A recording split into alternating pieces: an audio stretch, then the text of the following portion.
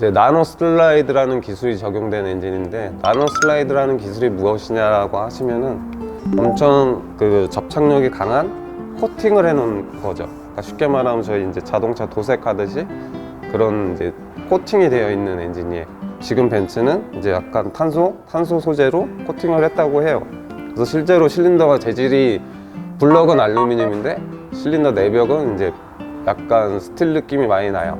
근데 그 스틸이 저희가 생각하는 거칠거칠한 스틸이 그런 느낌이 아니라 완전 유리처럼 매끈한 느낌을 내는 그런 코팅이에요.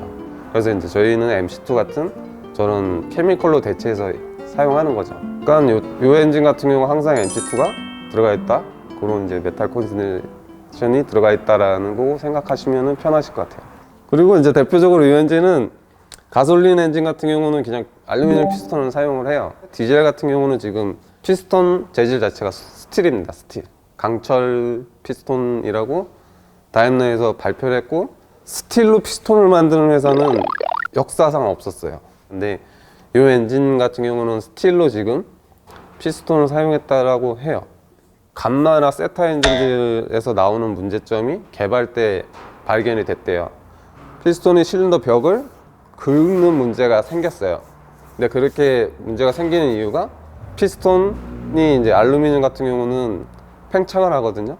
피스톤 탑 부분이 열이 받고 팽창 개수를 계산해서 마름모꼴로 만들거든요.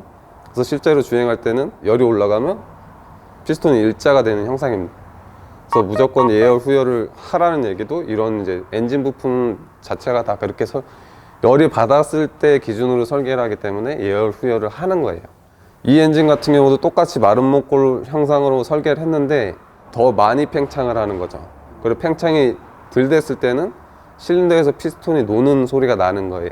그걸 피스톤 자체를 스틸로 바꿨다라고 해요, 소재를. 근데 스틸로 바꾸면 단점이 진동, 그리고 소음, 그리고 무게, 그러니까 리스폰스 자체가 확실히 떨어지는 거죠. 근데 그런 단점을 커버하기 위해서 기존 피스톤의 길이가 이만큼이었다면 스틸로 변경되면서 피스톤이 거의 반 정도 엄청 짧게 설계를 했어요. 그러니까 이렇게 짧은 피스톤들은 보통 레이스에서 많이 사용하거든요. 근데 이 엔진 같은 경우는 피스톤이 굉장히 짧은데도 내구성이나 이런 걸 완전히 자체적으로 확보를 했대요. 그리고 알루미늄 피스톤보다 많은 감량을 해서 실제 둘의 무게는 똑같다라고 발표를 했습니다. 그리고 또 하나의 장점은, 스틸은 열이 받으면 잘 식지 않습니다. 그러니까 피스톤 자체가 상당히 뜨거운 상태를 유지하기 때문에 그 위에 이제 디젤 연료를 뿌렸을 때 무화성이 되게 좋아요. 그래서 이제 디젤 엔진에선 강점입니다. 그래서 이 엔진 베이스로 만든 가솔린 엔진에는 알루미늄 피스톤이 또 들어가요. 그런 게 이제 좀 재밌어요. 그리고 직렬 엔진들은 특이한 형상을 할 수가 있어요. 그러니까 실린더의 옵셋을 조절할 수가 있어요. 이건 이제 V6들은 할 수 없는 건데, 옵셋이라고 하면 그러니까 이 크랭크 축이 있고, 크랭크 축의 센터랑 이 실린더의 센터, 이 센터를 틀 수가 있어요. 그러니까 피스톤이 크랭크 축이 물리면 이렇게 물리는 형태예요. 그래서 이제 피스톤이 내려가고 올라가면 이런 운동을 하고 있거든요. 근데 이렇게 꺾인 상태가 이제 탑이에요. 탑인데 여기서 내려오면 치갑을 받잖아요. 치갑을 받아서 피스톤 자체가 벽을 치게 될 수뿐이 없는 형상이에요. 근데 이 옵셋 실린더는 실린더 자체를 폭발 행정에 가깝게 옵셋을 옮기는 거예요. 옮긴다는 거는 탑에서 폭발 압력이 행정이 이루어질 때 이 커넥팅 로드 자체를 수직으로 세팅해 놓은 거예요.